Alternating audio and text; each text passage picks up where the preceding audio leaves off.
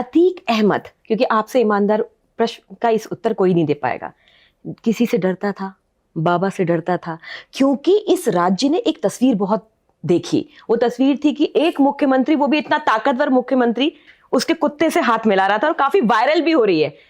क्या सच में अतीक बाबा से डरता था, योगी आदित्यनाथ से डरता था? अतीक को बर्बाद करना शुरू अगर किसी ने किया था तो मायावती ने किया था। अच्छा। जब मायावती की गवर्नमेंट थी तो अतीक के शॉपिंग कॉम्प्लेक्सेस और कई गिरा दिए गए थे। That's because of that guest house card. हाँ। वो गेस्ट हाउस, मायावती की अपनी नाराजगी थी। उसके बाद आते हैं योगी आदित्यनाथ।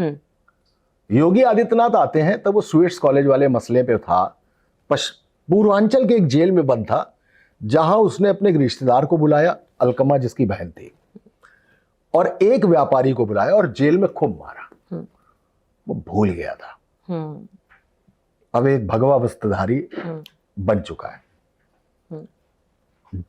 जेल स्टाफ ने एक एफआईआर उसके खिलाफ कराई और तब तक तमाम गैंगस्टर्स के हाफ इनकाउंटर हो चुके थे। उनकी अवैध संपत्तियां, उनकी इमारतें, उनकी बिल्डिंग्स बुलडोज हो चुकी थी और योगी आदित्यनाथ बुलडोजर बाबा बन चुके थे।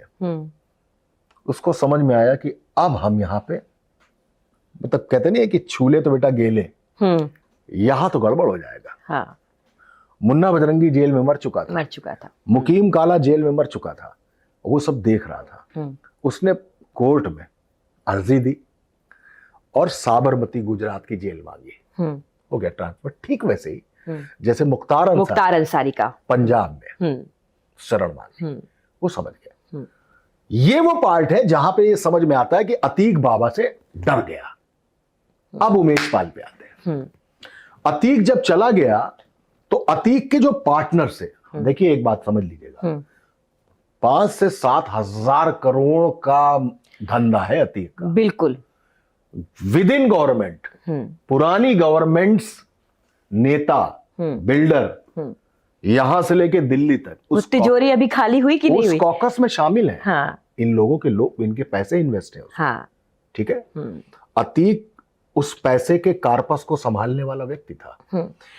अब उसकी जो एलिना सिटी नाम था शायद उसका, वो जो एलिना सिटी गंगा कछार में कौसाम्बी तक पूरी जमीनें फैली हुई है, उसका काम उसने सौंपा उमेश पाल को।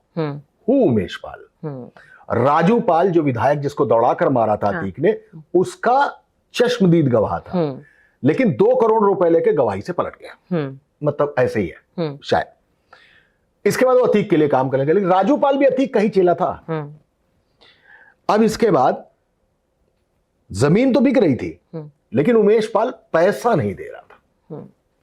2-3 बार 4 बार उससे पैसा मांगा। फाइनली उसने कहा कि आज एक बिल्डर की शादी है, वहां पे हम भाभी को पैसा दे देंगे, यानी शाइस्ता को। वो जो शादी थी, उस शादी में बहुत हॉट टॉक हो गई, क्योंकि तब तक उमेश पाल भारतीय जनता पार्टी ज्वाइन कर चुका था। उसने वहां पर कहा कि ज्यादा अतीक वरना अतीक को उठा के जमीन में गाड़ देंगे। ये उमेश पाल ने कहा। यहां से अतीक को समझ में आया कि अतीक खत्म। अब तो यूपी की भाषा में अब तो लौंडे टीप मार के निकल रहे हैं। और ये ईगो उसमें बहुत था। इस ईगो को डर ने खत्म कर दिया था। हाँ, ये ईगो बहुत था उसमें। मतलब आज इतना आसानी से अतीक कह रहे हैं, लेकिन उस समय इतनी बातें करना बहुत मुश्किल जो होता था। देन ही प्लान कि इसको मारना है। उमेश पाल को मारना सिर्फ उमेश पाल का मर्डर नहीं था। उमेश पाल को मारना मैसेज था कि योगी आदित्यनाथ, तुम जो योगी हो, तुम जो गोरक्षनाथ की पीठ में बैठे हुए हो, वहां के महंत हो, भगवा वस्त्रधारी हो, उत्तर प्रदेश के मुख्यमंत्री हो, अब तुम्हारे सामने तुम्हारे ही बुलडोजर, तुम्हारे लॉ एंड ऑर्डर को चैलेंज करके दिखाता हूं। उसने उमेश पाल का मर्डर ऐसे प्लान किया कि 7-8 लोग गोली चला रहे हैं। गुड्डू बमबाज को देखा आपने, गुड्डू मुस्लिम को? गुड्डू मुस्लिम का अगर वो विजुअल देखेंगी तो उसमें गुड्डू मुस्लिम थैले से बम निकाल के इधर उधर फेंक। हाँ, जैसे एक आम बात है। क्यों? ग्रेंजर क्रिएट करना है। राइट। उसकी क्या बोलते हैं, उसका स्केल बढ़ाना है। उस मर्डर का स्केल बढ़ाना। 2 मोटरसाइकिल वाले आते, पट पट मारते, उमेश पाल को चले जाते। हाँ, हत्या हो गई उमेश पाल की। वो जो सीन बन रहा है, 4-4 सीसीटीवी लगे हैं, धनाधन पूरे दोमनगंज इलाके में धुआं उड़ रहा है।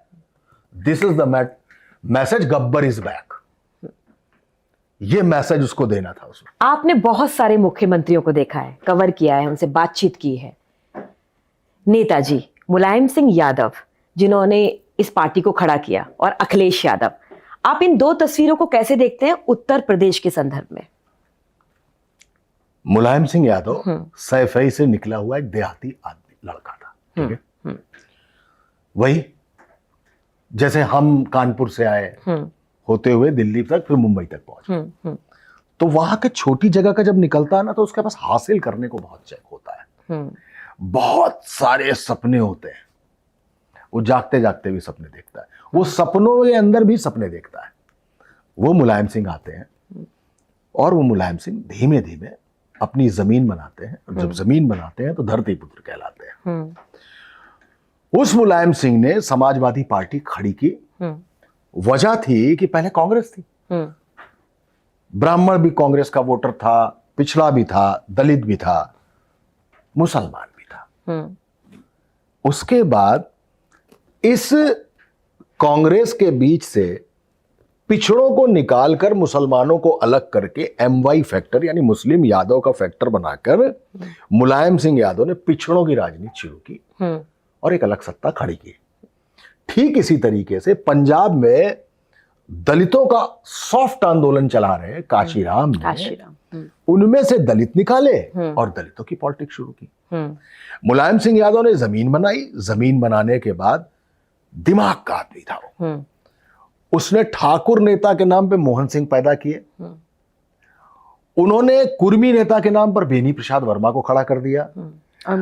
उन्होंने ब्राह्मण नेता के नाम पे जनेश्वर में से छोटे लोहिया को पैदा किया। उनको यह मालूम था कि पार्टी को फाइनेंस कैसे आएगा, अमर सिंह लाए और ग्लैमर साथ में, ठीक है। आप देखिए किसी भी चुनाव में कभी शिल्पा शेट्टी आपको हाथ देती रहती, कोई मतलब नहीं है, बट वो शिल्पा शेट्टी उस वक्त एक स्टैंडी है जिसको देख के लोग आ रहे हैं। इस तरीके से मुलायम सिंह ने पार्टी बनाई, रक्षा मंत्री भी हुए और प्रधानमंत्री होते होते बचे, ठीक है। वो तो शरद यादव और लालू यादव की अपनी यादव पॉलिटिक्स में रह गया मामला। अब आते हैं अखिलेश यादव पे। एक चीज मैं और बता दूं, मुलायम सिंह ने यह भी तय किया, जिस दिन 82-83 में, शायद 84 में, फूलन देवी ने बहमई में 20-25 लोगों को लाइन में खड़ा करके गोली मारी थी, उसमें 3 ठाकुर नहीं भी थे। मुलायम सिंह ने उसी दिन बहमई में जाके धरना दे दिया था कि जब तक फूलन देवी गिरफ्तार नहीं होगी तब तक हम इस धरने से हटेंगे नहीं। लेकिन वही मुलायम सिंह जब मुख्यमंत्री बनते हैं तो फूलन देवी के सारे मुकदमे जनहित में वापस करके फूलन देवी को मिर्जापुर भदोही से टिकट देते हैं और सीधे संसद पहुंचाते। ये मुलायम सिंह थे। मुलायम सिंह ने अतीक को बनाया। अच्छा, हाँ, सांसद तो अतीक मुलायम सिंह की पार्टी का था ना। हाँ। मुलायम सिंह ने मुख्तार पे हाथ रखा, मुलायम सिंह ने पंडित सिंह पे हाथ रखा, मुलायम सिंह ने ददुआ जिसने बुंदेलखंड में 35 साल एक छत्र राज किया, जिसका सिर्फ एक स्केच 35 साल तक STF के पास था, सिर्फ बड़ा डकैत, उसके बेटे को संसद पहुंचाया, उसके माफ कीजिएगा, उसके भाई को संसद पहुंचाया और बेटे को विधायक बनाया, ठीक है। सीमा परिहार निर्भय गुजर डकैत की पत्नी को, उसको भी मिर्जापुर से लड़ाया, ठीक है। ये मुलायम सिंह थे, खड़ा किया। जब राम बाबरी पे कार सेवा होने जा रही थी, मुलायम सिंह ने गोलियां चलवा दी। उन्होंने पॉलिटिक्स बताई, मस्जिद छूओगे गोली मार देंगे, ठीक है। कितने लोग मरे, क्या हुआ, वो नृपेंद्र मिश्रा थे या क्या थे, मैं उसकी बात नहीं कर रहा हूं, मुख्यमंत्री वो थे, इसकी बात कर रहा हूं। ये मुलायम सिंह की पॉलिटिक्स थी। अब आते हैं अखिलेश यादव पे। सबसे बड़ी बात होती है कि अगर आपको किसी को बर्बाद करना है तो आप कभी उसको पानी में मत फेंकिए। अच्छा। अगर आपने पानी में फेंक दिया तो खुद को बचाने के लिए वो तैरना सीख जाएगा।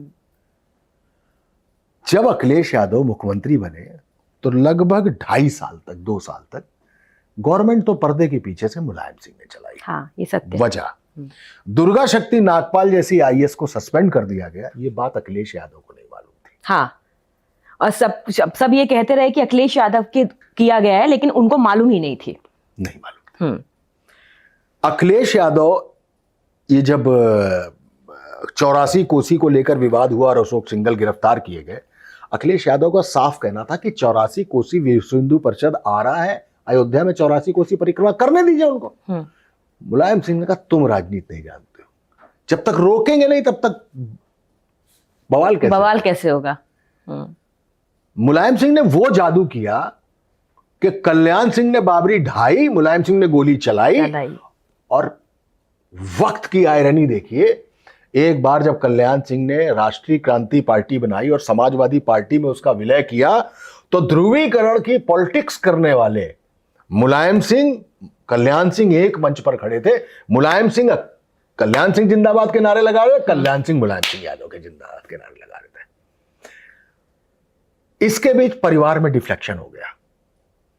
मुलायम सिंह ने अखिलेश यादव को राष्ट्रीय अध्यक्ष के पद से हटा दिया। शिवपाल पावरफुल हो गए, बाकी और लोग पावरफुल हो गए, अखिलेश यादव अकेले पड़ गए। ठीक है, वहां पर अब वो बच्चा पानी में था। बिल्कुल, जिसको 2 साल 2.5 साल गवर्नमेंट चलाने नहीं दी जा रही थी। दंगे मुजफ्फरनगर में हो रहे थे तमाम, उसको चलाने ही नहीं दिया जा रहा था।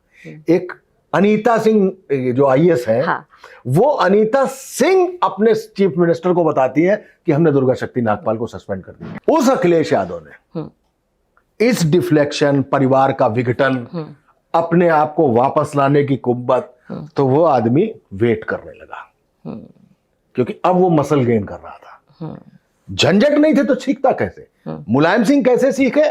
सैफई से आए, दिल्ली तक पहुंचे अपनी जमीन बनाते हुए। वो जो जमीन बनी थी उस पे अखिलेश अकेले खड़े थे, बनी हुई जमीन पे, जिसको लेगेसी बोलते हैं। लेकिन अखिलेश को उसी लेगेसी के लिए लड़ना पड़ा।